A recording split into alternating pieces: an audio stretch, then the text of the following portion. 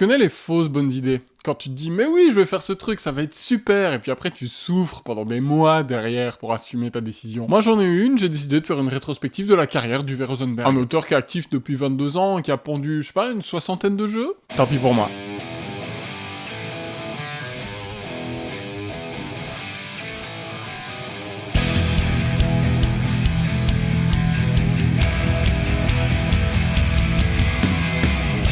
Bonjour à toutes et à tous, ça y est, l'attente est terminée, on inaugure une nouvelle rétrospective sur la chaîne. Ça fait un moment déjà qu'on a bouclé Pfister, le Goal Coffee pour financer la vidéo était atteint, tout était prêt, sauf mon temps et ma motivation. Je dois l'avouer, ça a été particulièrement compliqué de trouver le temps de cerveau disponible pour bosser sur cette vidéo. Mai et juin sont des périodes très chargées dans mes deux boulots, et je voulais aussi garder du temps pour jouer, histoire d'avoir des trucs à vous raconter. Et puis il faut être honnête, en choisissant Uwe Rosenberg, vous êtes plusieurs à me l'avoir demandé, je me suis dit allez on y va, mais en fait je me suis vite senti écrasé par l'ampleur de la tâche. C'est la première fois que je m'attaque à un auteur aussi prolifique, aussi gros, et comme d'habitude, j'ai découvert que l'auteur a conçu plein de jeux dont on n'a absolument aucune idée, et que la masse d'œuvres à traiter allait être colossale, donc c'est l'équivalent du double en fait de ce que je faisais pour les autres rétrospectives jusqu'à maintenant. Du coup, vous vous en doutez, mathématiquement, il va falloir découper ça en 3, voire en 4 vidéos, je suis pas encore sûr, mais je pense qu'en 4, ça serait plus raisonnable. D'ailleurs, alors où je vous parle, je suis loin d'être au bout de mes peines, mais le plus dur était de s'y mettre, et je me plains pas, ça reste passionnant à entreprendre comme projet. On va quand même contextualiser 2 minutes, parce que certains sont peut-être en train de se demander ce dont je parle depuis tout à l'heure. Déjà, si vous découvrez les rétrospectives avec cette vidéo, le concept est simple. Chronophage, mais simple. Je prends un éditeur, un auteur ou une autrice, et on va parcourir sa carrière dans son intégralité, du début à la fin, dans l'ordre chronologique, jeu par jeu. Et en ce compris, les trucs complètement oubliés, dont personne ne se souvient, personne ne connaît, personne n'en a rien à faire, plus personne n'y joue, mais ça reste intéressant de se pencher dessus. J'essaye de présenter, mais surtout d'analyser ce que propose chaque jeu pour brosser une patte de l'auteur, reconstituer une cohérence. Ensuite, en 2 mots, Uwe Rosenberg, c'est qui? Parce que même s'il est très présent dans l'univers du jeu allemand, ça reste une figure moins identifiée que Feld ou Luciani, par exemple. Et en 2 mots, à la louche, j'identifie 2 pivots de Rosenberg. Un, c'est le papa d'Agricola, en 2007. C'est pas du tout le premier jeu de pose d'ouvrier, mais c'est un de ceux qui participe à mettre le genre en lumière, qui va contribuer à sa popularité et à sa radicalité, surtout, parce que Agricola, on y reviendra dans le 2e volet, mais ça pique niveau gestion. On crève la dalle, c'est difficile de tout faire, et c'est un jeu qui mise beaucoup sur la frustration, et ce sentiment de gestion frustrante lié à une foule de possibilités, il va être fondateur dans la carrière de Rosenberg, mais il va aussi inspirer énormément d'autres créateurs. Et 2, Patchwork, en 2014. Là encore, il y avait déjà des jeux de polyomino bien avant, Ubongo ou Blocus par exemple, mais ce jeu charnière va remettre ces tuiles de formes multiples au goût du jour, et il va initier un élargissement du spectre de Rosenberg vers des jeux plus familiaux. Élargissement qui est en fait plutôt une sorte de retour en source, parce que, on va le voir, comme souvent, c'était le cas aussi avec Luciani par exemple, Rosenberg il a commencé par des jeux légers et familiaux, puis il va aller vers le jeu expert, et il va revenir à ces jeux plus light, comme une sorte de cycle de la créativité, quand t'es auteur, t'as besoin de temps en temps de te faire des respirations, et en fonction de ce qui t'inspire, tu peux très bien revenir vers des jeux beaucoup plus simples, ce qui veut pas dire qu'ils sont plus faciles à créer pour autres. Mais là, c'est intéressant avec la figure de Rosenberg, parce que il a pendant longtemps eu cette figure d'auteur qui se contente de reproduire la même recette pour joueurs experts de cube en bois. Et je dis se contente, mais en même temps, c'est une recette qui du coup va être extrêmement poussée avec Agricola, puis Le Havre, etc. La Route du Ver, Terre d'Arles, tous ces jeux participent d'une même recette, mais ils vont à chaque fois pousser le concept plus loin. On y reviendra en détail dans les prochains épisodes. Comme d'habitude, je vais commencer par vous proposer quelques données biographiques sur Rosenberg. qui est ce mec, tout simplement. Vu le découpage des vidéos, je vais pas tout vous balancer d'un coup. Je distillerai ça au fil des épisodes. On va procéder à une solide introduction, dirons-nous. Ensuite, ce mois-ci, on va parcourir ces 11 premières années de 1992 à 2002. Et si tout va bien, vous aurez un épisode par mois jusqu'à ce qu'on achève le bousin, donc en octobre, normalement. J'espère que vous allez rester fidèle au poste jusqu'au bout, parce que moi oui, mais en même temps, j'ai pas le choix. Juste avant de commencer, je sais déjà que cette série de vidéos ne sera évidemment pas rentable financièrement par rapport au temps et aux efforts que j'investis dedans. Donc, si vous le souhaitez, vous pouvez me donner un coup de pouce en soutenant financièrement mon travail. Pour ça, il y a le don sur Ko-fi, ponctuel ou mensuel, mais il y a aussi la participation à la tombola que je réouvre pour l'occasion. Pour rappel, le principe est toujours le même, ticket à 5 € minimum, mais vous donnez ce que vous voulez. Et vous avez l'opportunité de remporter un lot de 50 € parmi des jeux que vous choisissez au sein des références que je vous propose. Il y en a une vingtaine, voire une trentaine en fonction des arrivages. Il y a des jeux neufs, il y a des jeux d'occasion. Le dénominateur commun, c'est des jeux que j'apprécie. C'est des jeux qui me plaisent, dont je me sépare parce que je les ai en doublon ou que j'en ai fait le tour, etc.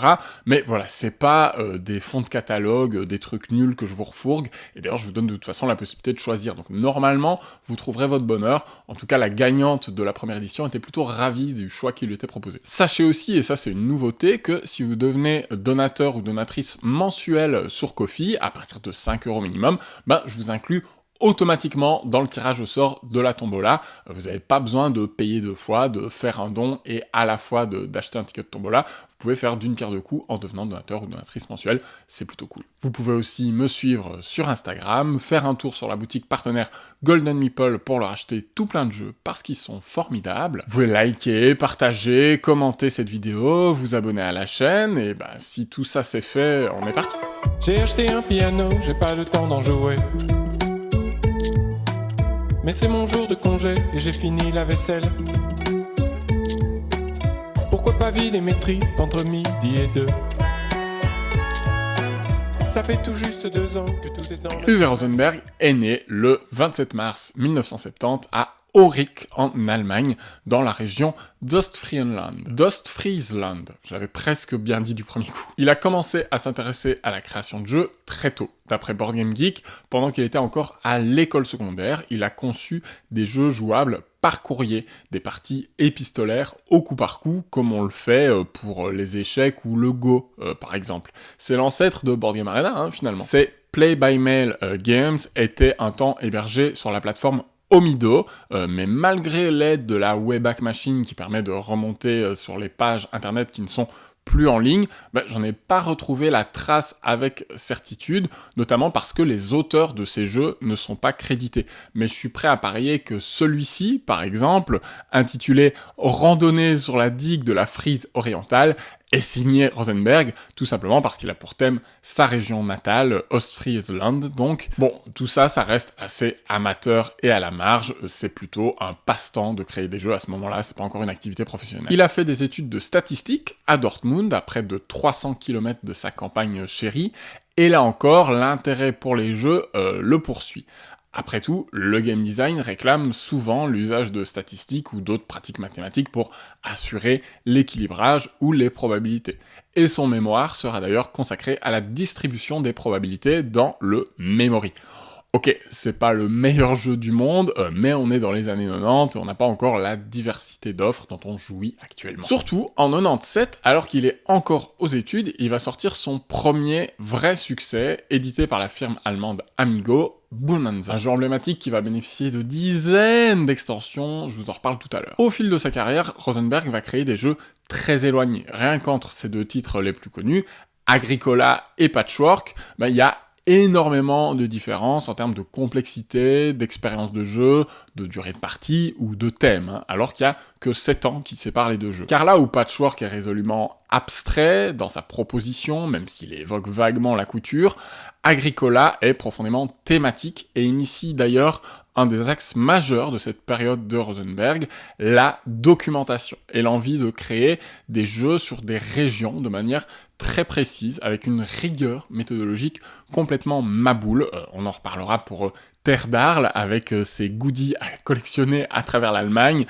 Coucou Valégie, clairement vous n'êtes pas prêts pour cette histoire. Mais pour déjà donner quelques éléments, Rosenberg se définit lui-même comme fasciné par la complétude hermétiquement fermée. Il ajoute ce qu'Agatha Christie a dit de ses livres, j'aimerais le revendiquer pour mes jeux. Qu'est-ce qu'il veut dire par là ? C'est-à-dire qu'il aime quand le thème est représenté de façon globale dans ses mécaniques, et quand tout ce qu'on peut faire dans le jeu correspond à la réalité non seulement historique, mais aussi régionale dont il s'inspire. Oui, c'est un geek. Pensez par exemple récemment à Atiwa, avec ses histoires de caca de chauve-souris, là, tout ça est vraiment documenté, voilà, on en reparlera à ce moment-là. Mais avant ça, il donne un exemple dans une interview avec Opinionated Gamers. Il nous dit « D'abord, une idée pour un mécanisme me vient, comme la roue de production dans Ora Elabora par exemple, qui est un raffinement de l'ajout de ressources tour par tour dans Agricola.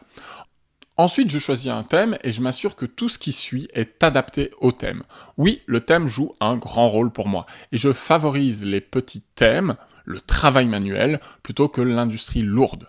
Vivre dans la pauvreté, plutôt que de nager dans le luxe. À cet égard, mon travail est similaire à celui d'un auteur de livre. J'ai certaines histoires à raconter, je ne suis pas intéressé par les guerres, le pouvoir et la gloire, je ne suis pas non plus intéressé par la vie d'un roi, je m'intéresse à la vie d'homme ordinaire. Cette figure du travailleur, de l'ouvrier, elle va traverser une grande partie de l'œuvre de Rosenberg, et si les jeux de gestion vont devenir de plus en plus complexes au fil des années, c'est pour mieux rendre hommage à cet artisanat qui s'enrichit aussi avec l'histoire. Après Bonanza, Rosenberg va très vite mettre un pied supplémentaire dans le monde du jeu, non seulement en tant qu'auteur, mais aussi en tant qu'éditeur, car en 2000, il va cofonder Lookout Games, une maison d'édition très importante que vous connaissez sûrement, qui éditera les jeux majeurs de Rosenberg, logiquement, mais aussi d'autres auteurs, au hasard, Grand Austria Hotel, de Simone Luciani et Virginio Gigli, ou plus récemment, Foremix. Cette boîte d'édition, il la monte avec Anno Gierke, qui a signé quelques jeux et extensions d'Agricola,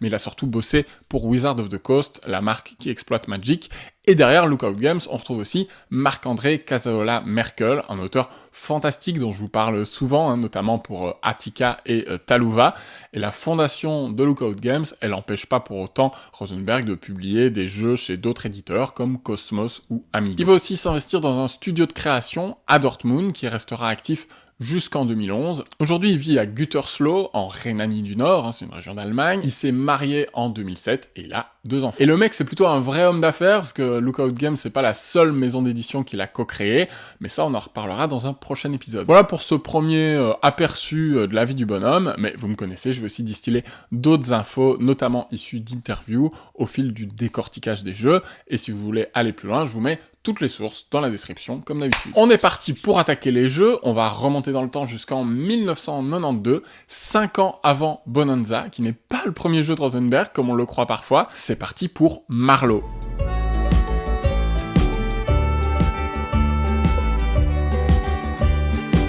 En 1992, Uwe Rosenberg publie ses 2 tout premiers jeux chez Sala Games, un modeste éditeur actif depuis les années 80, qui disparaîtra dans la foulée de ses sorties. Coïncidence, je ne sais pas. Il s'agit donc pas d'œuvres incontournables maintes fois rééditées, plutôt de tirages confidentiels introuvables aujourd'hui, même si j'ai pu mettre la main sur une traduction des règles de Marlowe, un jeu de déduction à base de cartes avec une esthétique assez cheap et surannée. De façon assez classique, il va falloir identifier le coupable en voyant le plus de cartes possible, mais aussi récupérer des cartes accusation du coupable, qui vont nous rapporter des points de victoire si elles sont correctes. À chaque tour, on va piocher une carte dans une pile qui contient ces déclarations, on prend une info, et puis on se défausse, donc on transmet une info à l'ensemble de la table.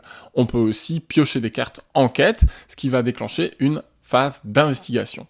Et à ce moment-là, chacun annonce le nombre de cartes accusation qu'il possède à l'encontre du suspect qui est concerné par cette enquête. On a le droit de bluffer en gardant secrètes certaines cartes, mais on n'aura peut-être pas envie de le faire, car celui qui a formulé l'annonce la plus haute aura le droit de piocher un indice supplémentaire dans le deck d'indices. À la place de se défausser d'une accusation, on peut aussi jeter un suspect au milieu de la table, ce qui a pour effet d'innocenter ce suspect, impossible qu'il soit coupable. Du coup, vous allez peut-être faire ça parce que vous n'avez pas envie de jeter d'autres cartes de votre main, mais ça donne une information à vos adversaires. Comme souvent dans les jeux d'enquête, un peu à l'ancienne, je pense à Lady Alice par exemple, on peut pas prendre de notes. Mais UV, il est sympa, il nous donne dans les règles une astuce pour tenir nos cartes d'une certaine façon, pour en mémoriser s'il s'agit de coupables ou non. Genre quand t'as une première info dessus, tu la tournes à l'envers, et puis quand tu es sûr, tu la déplaces à droite de tes cartes d'accusations. Bref, ça a l'air assez foireux, et ça dénote surtout d'une édition assez cheap qui a pas prévu de plateau personnel, de feuilles de notes ou autre. De nos jours, on ferait peut-être même une appli pour ça, hein, mais bon, évidemment, à l'époque, c'était pas possible. Quand la dernière carte est piochée, ça déclenche la fin de partie. On a des gros points bonus si on a trouvé le coupable, évidemment, mais on gagne aussi des points pour les accusations correspondantes qu'on a conservées en main en fonction de leur valeur. Le jeu a l'air un peu daté éditorialement, forcément, mais il a l'air plutôt malin et retors mécaniquement.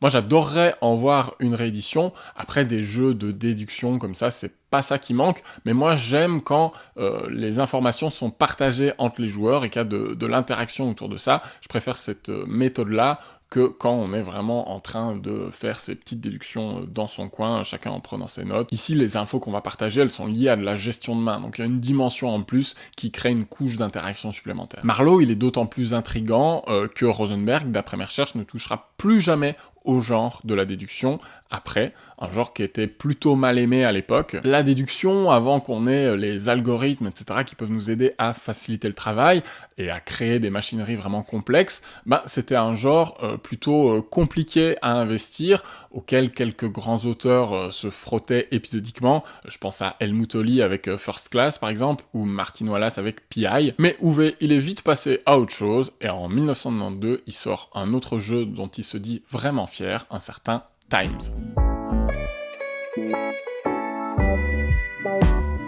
Times, c'est un jeu qu'Uwe Rosenberg cite comme une fierté en interview parce qu'il s'agit d'un des rares jeux de quiz tactique existants selon lui. C'est un jeu de culture générale, aussi appelé jeu de questions, un genre qu'apprécie beaucoup Benjamin, il faudra qu'on vous fasse une vidéo à ce sujet.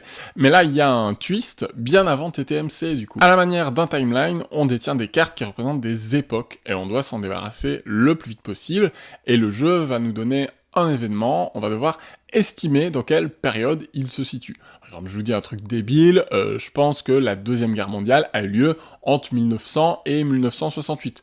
A priori, même si je suis mauvais en histoire, je prends pas trop de risques. Et puis le joueur suivant peut me défier, et là on va vérifier si j'ai raison ou si j'ai tort, ou il peut surenchérir en jouant une carte qui restreint davantage la fourchette temporelle que moi j'ai établie. Dès que quelqu'un a vidé sa main, fin de manche, 2 points pour lui, 1 point pour les autres, sauf celui à qui il reste le plus de cartes en main, qui va évidemment rien scorer du tout. C'est très classique, mais c'est fou de se dire que le jeu est en fait terriblement moderne dans son épure, notamment parce qu'on est 15 ans avant Timeline. À l'époque, le Trivial Pursuit est encore une référence. Alors, esthétiquement, c'est hideux, c'est le même éditeur que Marlowe, mais mécaniquement, c'est vraiment innovant, puisque le jeu nous permet de bluffer avec nos connaissances, de faire croire qu'on sait, alors qu'en fait, on n'en sait rien. Ce qui me rappelle les excellents Gambit 7 ou encore Famous. Et pour le coup, je comprends pourquoi Uwe Rosenberg en est fier, et je le félicite pour cette idée avant-gardiste. Comment ça, il s'en fout de mes compliments? En bleu canard, s'il vous plaît, pour dompter le chaos. 4 ans de vide, 4 ans sans sortir de jeu. Bah oui, c'est normal. UV, à l'époque, il est en étude de statistiques, et il a pas que ça à faire de signer des jeux. En 96, il va tout de même sortir 2 nouveaux titres, toujours complètement inconnus au bataillon, en tout cas en ce qui me concerne. Le premier des deux, c'est un petit jeu de cartes tactique qui s'appelle Komme gleich, qu'on pourrait traduire par « Je reviens tout de suite », où l'on incarne des serveurs et serveuses complètement débordés. On va servir du homard, de la soupe, des tartelettes, oui, et on veut le plus de pourboire possible pour gagner. Oui. On va donc recevoir des cartes menus, et comme dans Bonanza, qui sortira l'année d'après, on peut pas réorganiser ces cartes en main. On doit les garder dans l'ordre où elles viennent. C'est l'acte de naissance de cette mécanique chez Rosenberg, et il fait pas les choses à moitié, puisqu'on va même avoir un indicateur pour déterminer si on éventaille ses cartes du côté gauche ou du côté droit. D'accord. C'est un petit jeu qui sur le papier semble assez casse-tête. À chaque tour, vous commencez par piocher une carte, puis vous devez insérez une carte de votre main dans une rangée au milieu en recouvrant une autre carte déjà présente dans cette rivière. Et puis, vous devez jouer une combinaison qui correspond à un enchaînement de cartes créées par les menus qui sont dans cette rivière. Bon, c'est de la gestion de main avec contrainte, là encore on connaît, même si je pense que c'était plutôt original à l'époque.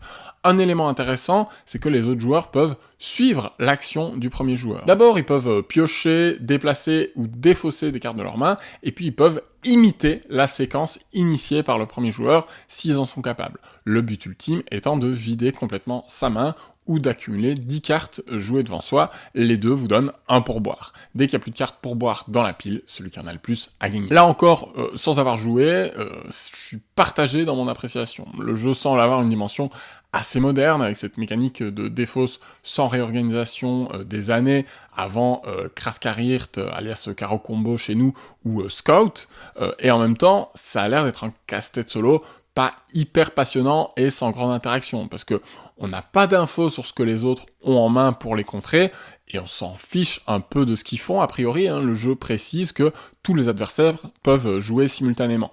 Donc, il y a ce système d'action suivie, que moi j'aime bien en principe, mais qui là n'a pas l'air extrêmement développé, et on n'a pas vraiment d'éléments pour se dire « Attends, ils ont ça en main, donc je vais essayer de les bloquer de cette façon-là en lançant mon action ». Non, je pense qu'on fait ça un petit peu au pif. Comme Gleich, il a d'ailleurs une très mauvaise note sur BGG. Bon après, il n'y a que 36 avis.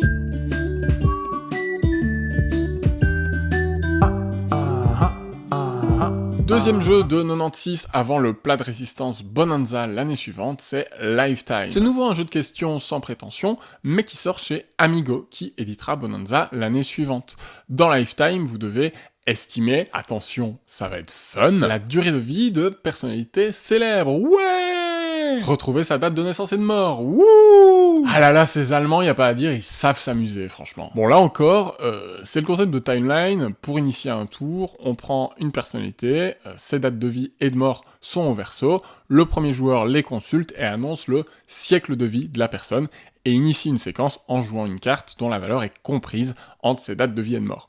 Les autres joueurs qui, eux, n'ont pas l'info, doivent continuer à jouer des cartes à la timeline, en amont ou en aval, mais sans jamais dépasser ces dates de vie ou de mort. Sinon, tu ramasses toutes les cartes au milieu. Franchement, je trouve pas l'idée terrible. Je vois pas dans quel monde c'est fun à jouer, ça paraît même plutôt mesquin, parce qu'en tant que premier joueur, tu dois essayer de choisir une personnalité la moins connue possible parmi les 6 qui sont proposés pour mettre tes adversaires dans la merde, et toi, tu as l'info, les autres pas du tout, franchement quelle horreur. En plus, l'édition a l'air naze, parce que c'est à la fois les mêmes cartes qu'on utilise et pour choisir une personnalité, et pour leur valeur en haut à gauche, pour la jouer au milieu, en amont ou à l'aval, donc c'est hideux, c'est illisible, vraiment c'est ni fait ni à faire comme on dit, et autant je voyais le côté fun de Times, autant celui-ci me laisse totalement circonspect, à mon avis c'est à oublier, et d'ailleurs c'est déjà fait, qui se souvient de Lifetime honnêtement?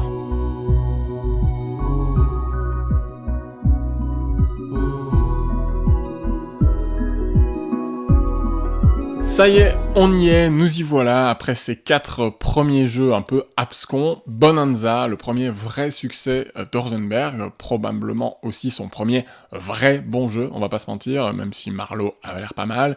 Bonanza, c'est un jeu de négociation. Le nom du jeu est d'ailleurs un jeu de mots entre haricot et aubaine, bonne affaire, et ce petit jeu de cartes tout bête, il va connaître des dizaines d'extensions et de déclinaisons, Spades Beans, Alcabon, Bonaparty, vraiment il y a des triards d'entrées dans la ludographie de Rosenberg qui sont liés uniquement à Bonanza et à ses spin-offs, c'est assez fou. Tout le concept, que dis-je, la perversité de Bonanza repose sur cette mécanique de l'interdiction de réorganiser sa main de cartes.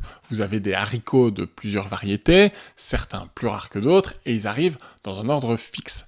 À chaque tour, vous devez planter. Vous n'avez pas le choix, et vous avez qu'une poignée de champs devant vous. Donc vous êtes très limité, parce que chaque champ ne peut accueillir qu'une seule variété de haricots à la fois. Et qu'est-ce qui se passe si vous devez planter une variété d'haricots que vous n'avez pas encore dans vos champs et que vos champs sont déjà complets?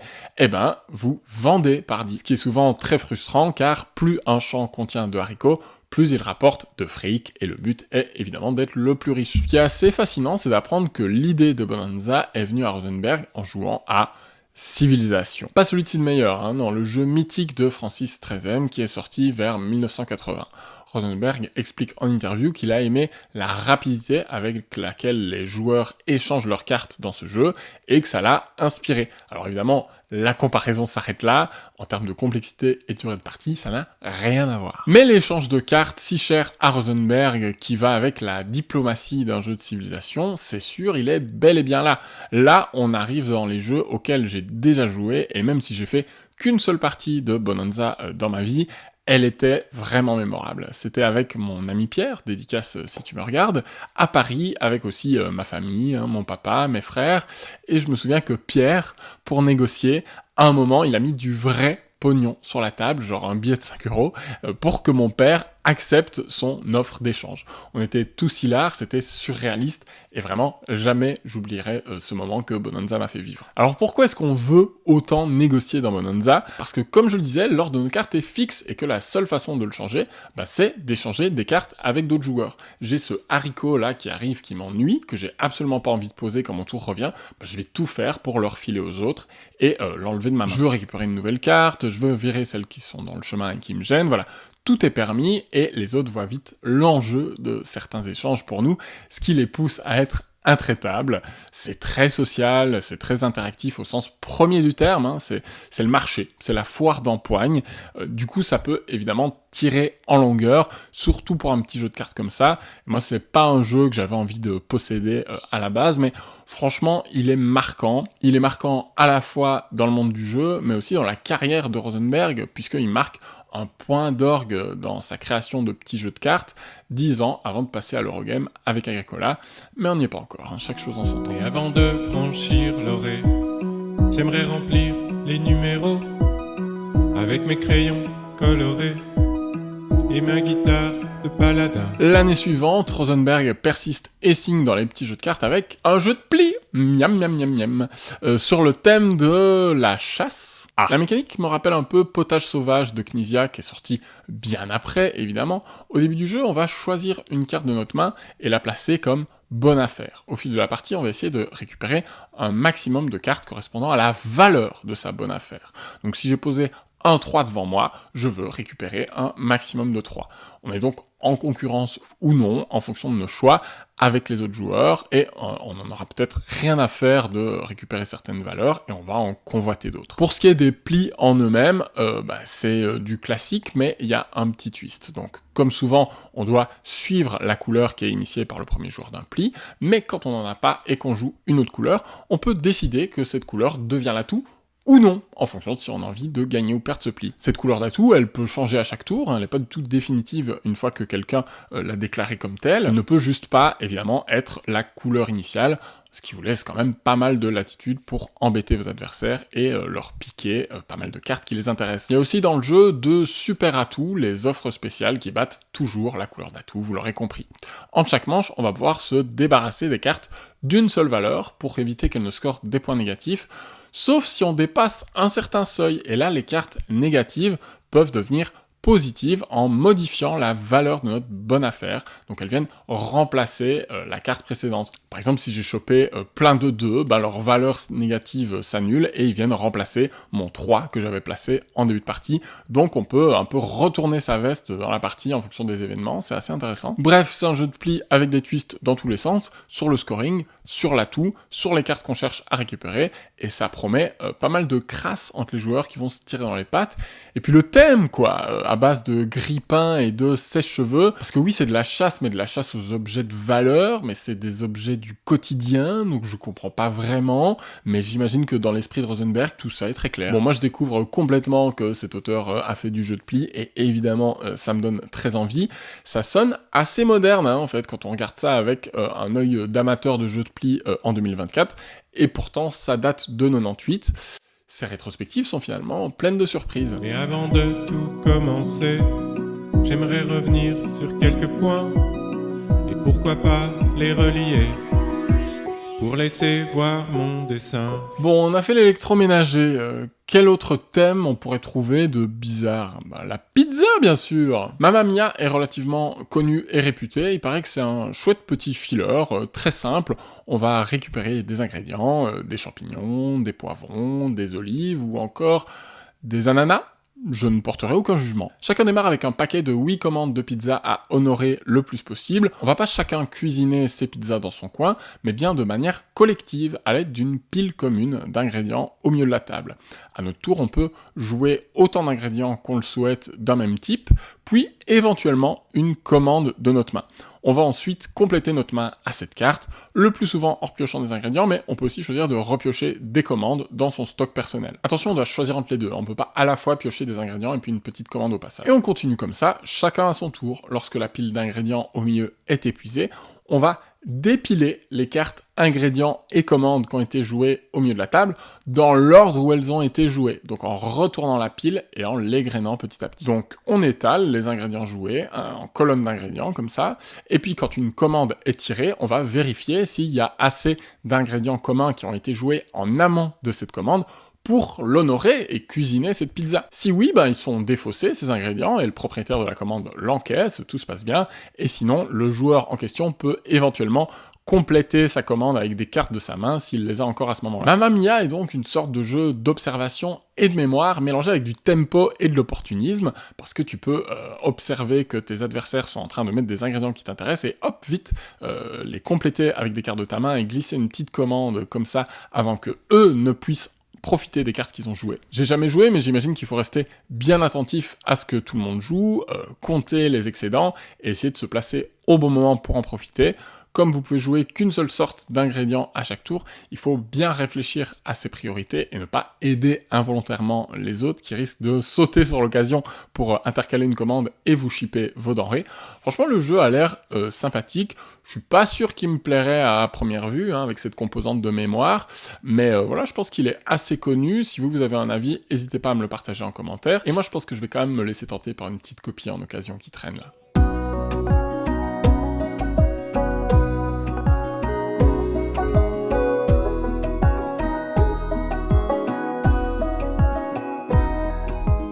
En 1999, encore un petit jeu de cartes, Clunker. On est encore sur du jeu de collection, calmez-vous, les jeux de gestion avec 50 actions différentes, c'est pas encore pour tout de suite.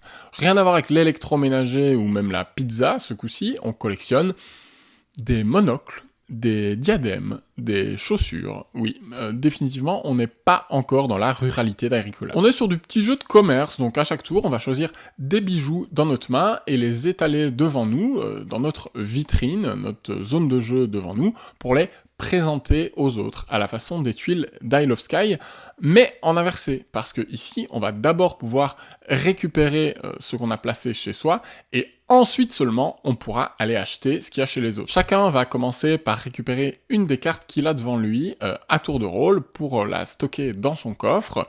On banque, et à un moment, on passe et on laisse nos cartes à la merci des autres. Par contre, plus on passe tôt, plus on prend la place de premier joueur pour la phase d'après, et donc plus on pourra acheter en premier. Et ce qui est diabolique, c'est qu'on a le droit d'acheter toutes les cartes d'une vitrine d'un coup pour seulement un billet, peu importe le nombre de cartes qu'il y a dedans, et on peut même acheter nos propres cartes. Cool, on peut stocker autant de bijoux qu'on veut et devenir riche.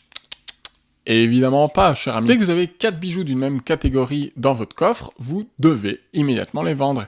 Et quand vous les vendez, on regarde ce que vous avez d'autre dans votre coffre. Si vous avez qu'un seul type, très bien, je vais vendre 4 monocles, j'ai rien d'autre en stock, je gagne 4 billets. Parfait. Mais si j'ai des marchandises supplémentaires d'autres catégories à ce moment-là, je perds de l'argent pour chaque catégorie au-delà de la première. Donc par exemple, si je vends 4 broches alors que j'ai aussi des colliers, une boucle d'oreille et 2 dents en or dans mon coffre, oui, j'ai le droit. Mais tant pis pour moi, je vends ces 4 broches que pour un seul billet. C'est moche. Évidemment, le plus riche gagne et les excédents dans votre coffre ne vous rapportent rien. Donc vous avez intérêt à compléter vos sets de 4 bijoux avant la fin de la partie.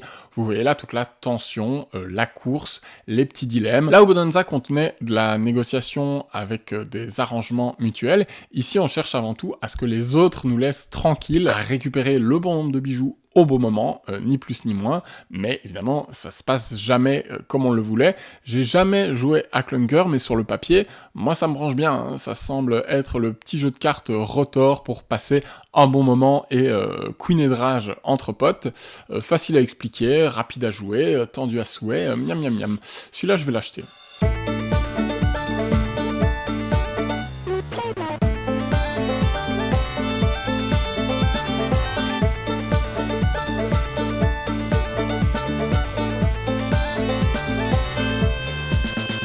2 ans après, Mamma Mia, Rosenberg revient au genre très impopulaire du jeu de mémoire avec Titus. Dans ce jeu qui représente l'historique empereur romain, pas de combat au glaive, vous essayez surtout de réaliser des séries de 4 cartes pièces qui suivent. Il va donc falloir pour ça faire appel à la mémoire, parce que chaque carte est recto verso avec des valeurs différentes de chaque côté, et la différence entre les deux nombres des deux côtés de chaque carte est au maximum de 2. Ça c'est une info que vous avez pour faire vos probas, et puis les pièces, elles peuvent valoir jusqu'à 19.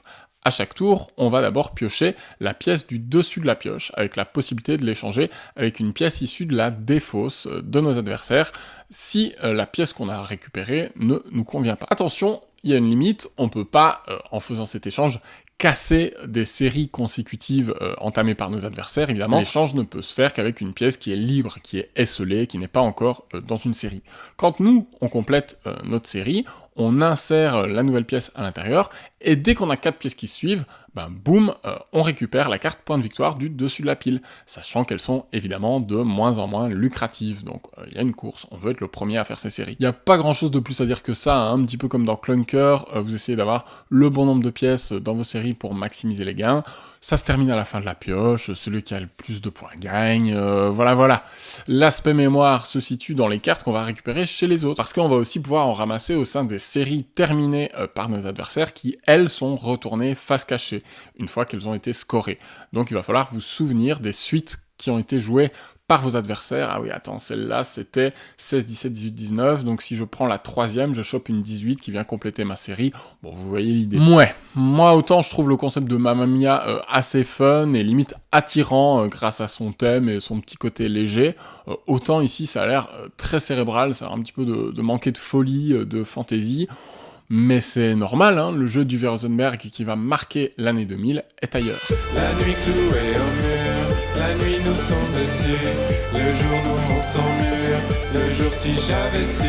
Bon, depuis le début de la vidéo, on va pas se mentir, à part Bonanza, y a pas grand chose de très marquant, mais le vent va tourner car Babel est un excellent jeu d'affrontement de Rosenberg, qui vient d'ailleurs d'être édité par Yellow sous le nom Clash of Magic School. On sent aussi que ce jeu marque un tournant dans la ludographie de Rosenberg. Bon, certes, il y a encore des cartes, mais le jeu ne se joue qu'à 2, là où il était plutôt habitué à créer des party games, et Babel se veut très sérieux et méchant dans son interaction. Babel, c'est un jeu d'affrontement, de combo de cartes et de course. Vous devez être le premier à atteindre 10 points. Vous avez des cartes qui représentent différentes civilisations, chacune dotée d'un pouvoir spécial, et vous essayez d'atteindre un certain nombre de cartes dans une même colonne pour pouvoir construire des temples de valeur croissante, chacun vous rapportant 1 point. Donc c'est comme ça que vous avancez dans le jeu. Pour bâtir un temple de valeur 3, par exemple, il faut que vous ayez 3 troupes de même nation sur l'espace où vous avez déjà un temple de valeur 2. Vous pouvez pas partir de 0 et directement arriver à 3, donc ça se fait comme ça, par escalier, et puis il faut aussi qu'un temple de valeur 3 soit proposé dans la rivière. À chaque fois, il n'y a que 2 temples de disponibles à la fois, donc vous avez intérêt à profiter d'une carte qui vous intéresse au moment où elle se pointe, avant qu'elle soit piquée par l'adversaire. Ça fait pas mal de conditions, et si vous ajoutez les bâtons dans les roues que peut vous mettre votre opposant, comme par exemple vous voler un temple ou vous faire défausser des troupes, bah, le jeu peut parfois sembler très violent, assez rude. Il y a une des mécaniques centrales qui repose sur un système de mouvement de cartes. Vous pouvez récupérer les 3 dernières cartes d'une colonne et les déplacer ensemble vers un autre espace, ce qui va vous permettre de choper plein de cartes d'un coup de manière plus efficace que si vous les jouez de votre main, parce que vous pouvez pas jouer les cartes absolument où vous voulez, quand vous voulez, vous pouvez déplacer le marqueur qui vous indique là où est votre temple actif qu'une seule fois par tour, donc il faut bien planifier tout ça. Cette action, elle permet pas mal de versatilité, elle permet de gros retournements de situation, elle peut faire très mal si on voit pas certains coups venir. Uwe Rosenberg s'est dit en interview particulièrement fier de cette mécanique là aussi. Il nous dit « Le mécanisme d'émigration est l'un des plus beaux que j'ai jamais inventé, et cela est directement issu de conversations avec mon ami Hagen Dorgaton. Le travail d'équipe est une chose merveilleuse lorsque les deux parties apportent des idées à l'autre. Je suis certain que Hagen m'a conduit à cette idée. » Car oui, il s'agit d'un des très rares jeux de Rosenberg en co-autorat. Hagen Dorgaton n'a d'ailleurs sorti aucun autre jeu, j'ai rien trouvé de particulier sur lui. Je pense qu'il s'agit juste d'un vieux pote de Rosenberg et qui se sont fait un gros kiff de sortir un jeu à deux ensemble qui ressemblait à ce à quoi ils aimaient jouer quand ils se retrouvaient tous les deux. Et rien que cette perspective me rend le jeu encore plus sympathique. C'est un jeu que j'ai possédé tout un temps dans sa version Philosophia, puis que j'ai fini par revendre après une dizaine de parties en considérant que j'en avais un petit peu fait le tour. Mais vraiment, il est tout à fait recommandable si son interaction frontale ne vous fait pas peur. Et je crois que la version Clash of Magic School a pas super bien marché, donc vous pouvez la retrouver en solde si vous êtes curieux. Franchement, c'est sympa. La nuit clouée au mur, la nuit nous tombe dessus, le jour nous on s'emmure. Vous trouvez pas que ça fait longtemps que je vous ai pas pitché un jeu de cartes avec de la mémoire comme mécanique? Comment ça c'était à 5 minutes? Je dois avoir oublié. Limits, qui sort en 2001, c'est vraiment hyper simple. Les joueurs ont en main des cartes de couleurs, rouge, bleu, vert, jaune ou mauve, et à chaque début de manche, on va retourner une carte limite qui nous donne les limites du nombre de cartes dans chaque couleur. Par exemple, 3 cartes rouges, 2 cartes jaunes, 4 cartes vertes, pas plus. S'il y a un X dans une couleur donnée, du coup, pas de limite, faites-vous plaisir, vous pouvez en poser autant que vous voulez. On va aussi chacun jouer une carte face cachée pour augmenter la limite qui correspond à la couleur de la carte qu'on a jouée de 1. En secret donc. Bon après, c'est du classique, un petit peu à la Perudo, etc. Vous avez peut-être déjà deviné les règles en fait. À son tour, soit on pose une carte, face visible cette fois, et puis on complète sa main, soit on accuse un autre joueur autour de la table d'avoir dépassé la limite dans une des couleurs. Il y a donc à la fois de la mémoire, il faut compter les cartes car elles sont empilées l'une sur l'autre, et puis aussi une pointe de bluff avec cette fameuse carte face cachée qu'on a mis devant soi qui permet d'augmenter un peu les limites. Il y a aussi un petit twist, cela dit, si vous accumulez 4 cartes de la même couleur dans votre main, vous pouvez en défausser 2 et en poser 2 sur la pile, tout en gagnant un petit point de victoire au passage. Bon, c'est sympa, mais comme on est limité à 5 cartes en main, ça paraît un peu hasardeux, ça doit pas non plus arriver tous les jours, et on n'a pas énormément de latitude dans sa gestion de main, j'ai l'impression. En cas d'accusation, là aussi c'est du classique, si l'accusateur a raison, l'accusé ramasse la carte limite qui vaut pour moins 2 points, et l'accusateur gagne un point au passage, et puis sinon, c'est l'inverse évidemment. On prend en compte les cartes que les joueurs avaient joué face cachée pour augmenter les limites, et voilà quoi, c'est à peu près tout. Le jeu nous informe qu'en fin de manche, il faut pas mélanger les cartes jouées, mais il faut les placer en une pile sous la pioche. Bon, pas sûr qu'il y ait des gens assez fous pour retenir le tirage qui en découle, si. Là aussi, franchement, l'explication de limite, elle fait pas du tout mouche chez moi, ça me paraît pas très excitant, ça me paraît un peu vite fait. On est sur une variation autour de Mamma Mia, mais en moins fun, en moins interactif. Bof, je suis sûr que t'es capable de mieux, Uwe. La nuit clouée au mur, la nuit nous tombe dessus, le jour nous on s'emmure, le jour si j'avais su. Et oui, il est capable de mieux, car on arrive en 2001 avec Bali, un jeu qui a une excellente réputation et dont j'avais entendu parler par Monsieur Fall de Trick Track à l'époque où il réalisait des vidéos sur les jeux vite oubliés que lui il adorait, et Bali est effectivement intéressant à plus d'un titre. Déjà là on a enfin un vrai thème, oubliez l'électroménager, les pizzas ou la verroterie, on est dans l'archipel malais, dans l'Indonésie actuelle, et puis la disparition du dernier grand empire Majapahit, à la suite duquel les princes régionaux ont établi leur propre sultanat. Bali s'inscrit aussi dans le folklore et représente un marionnettiste qui fait bouger ses figures finement sculptées derrière une toile éclairée, et il interprète toutes ces petites figurines à tour de rôle. C'est assez stylé quand même esthétiquement. D'après la règle, pendant cette période, le règne du roi est justifié par la possession de symboles sacrés. Ceux-ci incluent des masques de démons habilement fabriqués et des sceaux de pouvoir sacrés également. Chacun de ces symboles a une certaine valeur, et celui qui possédait les symboles de la plus haute valeur distribuait les masques et sceaux parmi les aspirants au trône. Le dalang, le marionnettiste donc, voyageait d'île en île et distribuait les masques de démons aux candidats qui semblaient les plus dignes de devenir le prochain roi durant son règne. Si un aspirant réussissait à unir les pouvoirs terrestres et spirituels lors de la visite du Dalang, il recevait le sceau du pouvoir de cette île, particulièrement précieux. C'est donc votre but dans Bali, être le candidat à obtenir les symboles avec la plus haute valeur totale, à la fois les masques et les sceaux, pour être couronné roi. Ce qui est intéressant déjà, c'est que l'espace de jeu est divisé en 4 îles, mais que seule l'une d'entre elles est active à la fois, celle qui est actuellement visitée par le Dalang. Chaque île contient un village par couleur de joueurs, et accueille aussi un prêtre et un prince, des dirigeants locaux qu'on va pouvoir influer. La position du Dalang, elle va aussi définir les cartes avec lesquelles on joue. Chaque joueur a son propre paquet de cartes à côté de chaque île, et dès qu'on change d'île active, hop, on doit reposer les cartes qu'on avait en main à leur place, à côté de l'île qu'on vient de quitter, et on doit récupérer celle de la nouvelle île qui est visitée. Donc on change comme ça de paquet de cartes au fil du temps. On retrouve cette mécanique d'action suivie qu'on a vu déjà quelques fois chez Rosenberg, un système que moi j'aime beaucoup. À chaque tour, le joueur actif va pouvoir jouer des cartes et les autres, en tant que joueurs passifs, vont pouvoir y répondre dans une moindre mesure en jouant aussi des cartes dans la séquence qu'il a initiée. Le joueur actif joue tant qu'il veut, tant qu'il peut, mais si jamais le Dalang change d'île, là, la main passe immédiatement au joueur suivant, et partant de là, les cartes, elles ont différents pouvoirs. Le guerrier, par exemple, il permet de défier ses adversaires. Si les joueurs passifs peuvent répondre avec un autre guerrier à l'attaque du joueur actif, tant mieux pour eux, ils évitent la balle, et ils peuvent même répondre en jouant 2 guerriers d'un coup, et là, ils interrompent le tour du joueur actif et ils le forcent à passer la main. À l'inverse, en cas de fuite, en cas de défaite, ils vont devoir redistribuer 3 cartes de leur main sur leur propre paquet des autres îles, et tout l'excédent de leur main sera défaussé. Et puis, encore plus important, si tu fouilles face à un guerrier, tu n'es plus considéré comme présent sur l'île, donc tant que le Dalang ne bouge pas, tu regardes les autres jouer. Bon, vous le comprenez, Bali est complexe et fait appel, encore une fois, à la mémoire pour préparer ses coups.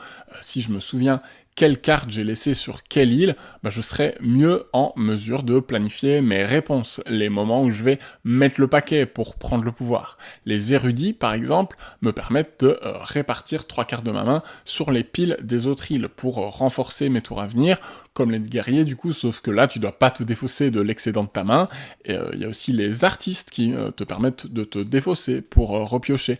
En fait, Bali, c'est de la gestion de main, mais de 4 mains à la fois au lieu d'une seule, et avec ce système d'action suivie à la Puerto Rico, mais un an avant, moi ça me paraît particulièrement riche, parce que ça permet d'allier une gestion de main avec de la planification, et des volontés contradictoires parmi les joueurs. Concernant les cartes prêtres et princes, c'est un système de majorité un petit peu plus classique. Le joueur qui lance l'action va montrer un certain nombre de cartes du même type, et on fait le tour de la table, et celui ou celle qui montre le plus de cartes de ce type rallie le dirigeant correspondant à sa cause.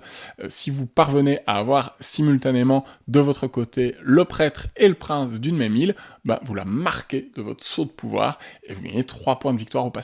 Enfin, il existe aussi bien évidemment des cartes Dalang qui vont pousser celui-ci à se déplacer. Et là aussi, attendez-vous à une lutte acharnée pour déterminer sa destination. Chaque carte indique 2 îles différentes. Quand le joueur actif veut initier un déplacement, il annonce une de ces 2 îles sur la carte qu'il joue, et là, chaque joueur, dans l'ordre du tour, peut décider d'accepter ce déplacement, ou de contester la destination. Au-delà de changer sa main de carte, l'enjeu d'un changement d'île, il réside aussi dans le déclenchement d'un scoring, là où arrive le Dalang. Où les joueurs qui ont des dirigeants de leur côté sur la nouvelle île vont récupérer ces fameux masques du démon qui valent des points de victoire, et en cas d'égalité entre 2 joueurs, s'il y en a un qui a le prêtre et l'autre qui a le prince, par exemple, c'est celui qui a déclenché le changement d'île qui va récupérer le masque de plus haute valeur. Donc vous voyez la bagarre que ça implique, quoi. Le jeu se termine quand tous les masques ont été attribués, et celui avec le plus de points à ce moment-là l'emporte. Il faut donc bien équilibrer ces gains entre les masques, qui sont opportunistes et court terme, et puis les sauts que les adversaires peuvent vous reprendre, et qu'il faudra donc sécuriser.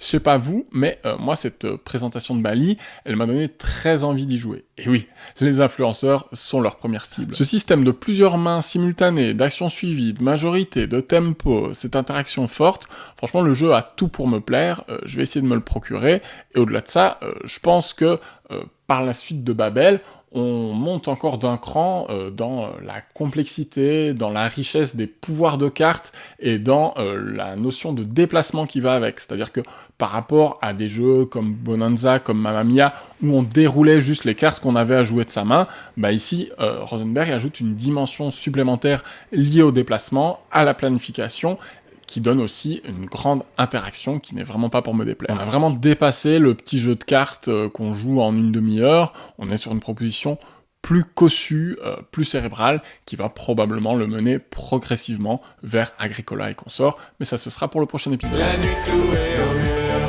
la nuit nous tombe dessus, le jour nous rend sans mur, le jour si j'avais su. Car pour l'heure, il nous reste un seul jeu à voir aujourd'hui pour boucler cette première période de 11 ans, et il s'agit de Bean Traders, un héritier de Bonanza, donc pas encore un jeu de gestion à s'arracher les cheveux. Mais on monte tout de même d'un cran, parce que dans la lignée de ce que je viens d'expliquer avec Babel et avec Bali, ici on va ajouter une notion de déplacement à la négociation et aux échanges de Bonanza. En fait, on est sur un jeu de pick-up and delivery, donc de récupération puis de livraison de ressources, en l'occurrence de haricots bien sûr. Bref, en gros, on peut résumer ça comme Bonanza, le jeu de plateau. On va se déplacer de ville en ville pour acquérir des haricots, les revendre à un prix plus avantageux, avec une notion de course et de cours boursier, donc puisqu'il y a une loi d'offre et de la demande qui s'applique, si je revends un haricot d'un certain type dans une ville, bah, il va baisser de valeur et les autres vont augmenter. Le jeu reprend la mécanique centrale de Bonanza, donc vous pouvez pas réorganiser les cartes de votre main pendant la partie, sauf qu'ici ces cartes elles représentent pas les haricots, mais c'est des cartes voyage que vous allez dépenser pour pouvoir vous déplacer sur le plateau. Et vous allez aussi avoir en main des commandes à honorer. Le système est assez intéressant. Les cartes de commandes comme celle de voyage vont être utilisées donc pour payer vos mouvements. Et à chaque tour, si vous choisissez par exemple de ne pas vous déplacer, que votre pion reste dans la ville où il est déjà, bah vous allez jouer seulement une carte, et forcément la plus à droite de votre main, y compris si c'est une carte commande, et c'est d'ailleurs comme ça que vous allez pouvoir honorer ces commandes. Vous devez d'abord les déposer sur la table en les dépensant pour payer un voyage, et là elles vont rester sur la table jusqu'à la fin du tour.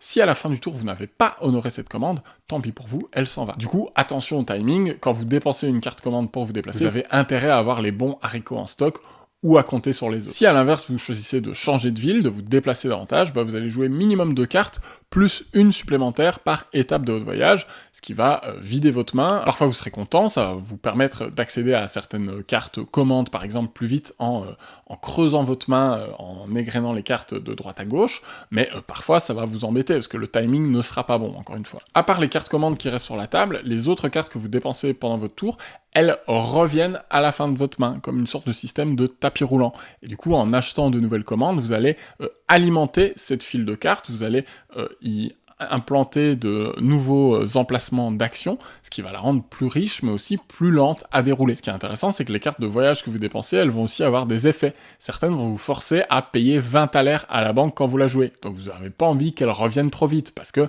l'argent, c'est des points de victoire, c'est le plus riche qui gagne à la fin. D'autres, quand vous les jouez, vont vous faire piocher une carte récolte qui va alimenter le marché commun. Donc là aussi, il y a une notion de tempo et d'opportunisme.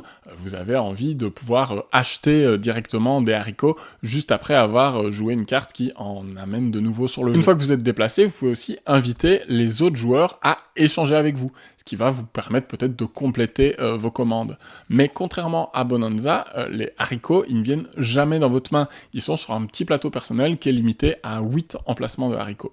L'échange va donc être capital pour faire de la place, et si vous avez besoin d'un haricot précis pour boucler une commande qui est déjà sur la table, que vous voulez absolument terminer maintenant avant qu'elle s'évapore, bah, attendez-vous à ce que vos adversaires vous fassent payer très cher les denrées dont vous avez besoin, évidemment. Moi, je suis pas très emballé, pour être honnête, par cette version plateau de Bonanza, et a priori, je suis pas le seul, parce que les retours sont vraiment pas très bons. Le jeu a une moyenne de 5.8 sur BGG, avec 754 avis quand même, par rapport à la version carte, qui vous incite à échanger grâce à la part d'informations cachées, donc vous voyez pas la main de vos adversaires, donc vous savez pas exactement à quel point ils ont besoin de votre aide, bah ici, le fait que tous les haricots de tout le monde soient visibles, ça me semble pas une bonne idée en fait, hein. Ça risque juste de freiner l'interaction, et c'est d'ailleurs ce que constate une review sur le forum BGG, qui dit que la moitié de ces parties sont tombées complètement à plat, parce que personne ne voyait d'intérêt à faire des échanges avec le risque d'aider les autres à remplir des commandes qui vont être défaussées si elles sont pas honorées. Donc franchement, ça paraît assez contre-intuitif d'aider les autres à scorer des cartes. Même si on peut y retrouver un certain avantage, t'y réfléchis à 2 fois, quoi. Moi, je pense aussi comme ça, à l'instinct, hein, parce que j'ai pas joué, que le jeu, il doit souffrir de pas mal de ralentissements. La négociation, ça peut déjà faire traîner en soi une partie en longueur. Alors si tu ajoutes ici des notions de déplacement, de calculer les cartes que tu vas dépenser, d'inviter les autres joueurs à échanger, d'acheter des haricots avec ce cours boursier qu'il faut planifier, tu dois remplir tes commandes, etc. Je pense que les tours de jeu doivent être interminable, ce qui peut complètement te désengager de la partie si tu joues à beaucoup. Bref, comme souvent, cette déclinaison de Bonanza pour en faire une version plus compliquée, ça semble un peu être une fausse bonne idée. Quand un jeu épuré fonctionne tel qu'il est, lui ajouter des surcouches de mécanique, ça rend souvent le cocktail un petit peu indigeste, et ça donne juste envie de ressortir l'original.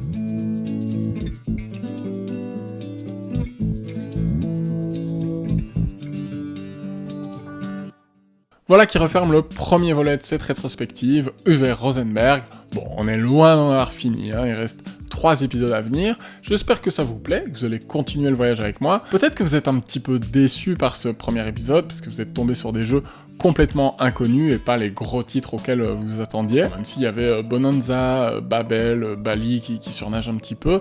Mais moi j'ai trouvé ça intéressant de voir comment l'auteur avait débuté sa carrière, comment il insistait aussi sur certaines compétences qu'on va pas du tout retrouver par la suite, comme la mémoire ou même cette idée de ne pas pouvoir réorganiser sa main de cartes. C'est des trucs qui, on voit, reviennent beaucoup dans ses premiers jeux et qui vont être complètement abandonnés par la suite. Mais promis, le mois prochain, on attaque la période suivante, de 2003 à 2011, et là, il y aura du Agricola, il y aura du Le Havre, notamment. En attendant, passez un bel été, sachez que Rue du Jeu ne prend pas de vacances, je vais prendre quelques jours de repos, mais j'ai déjà travaillé sur des vidéos que je vais vous égrener pendant mes congés, comme ça, je vous laisse pas tout seul. Vous allez donc continuer à retrouver une vidéo tous les 10 jours à peu près en juillet-août. N'hésitez pas aussi à me suivre sur Instagram pour découvrir ce à quoi je vais jouer cet été, à faire un tour sur la boutique Golden Meeple, c'est important, à me soutenir financièrement sur Ko-fi, avec un don ou en participant à la tombola pour soutenir mon travail s'il vous plaît. C'était Boris pour Rue du Jeu, jouez bien par chez vous, ciao. Ça va si vite d'oublier qu'on pense tous tout le temps lui aussi fort que moi, et inversement. Je trouve ça si beau de savoir qu'on veut toujours tous avaler plus d'histoires pour créer plus longtemps. Que ce soit des gens qui savent bien, des danseurs ou des historiens, des musiciens ou des poètes, qui écrivent sans jamais rien dire, qui partagent sans en avoir l'air, de peur de trop se compromettre.